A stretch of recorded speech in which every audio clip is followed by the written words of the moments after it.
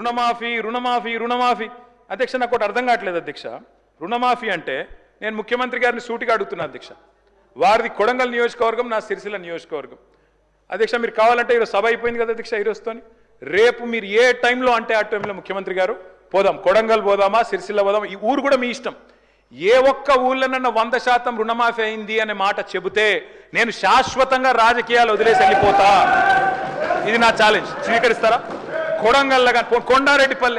కొండారెడ్డిపల్లి పోదాం అధ్యక్ష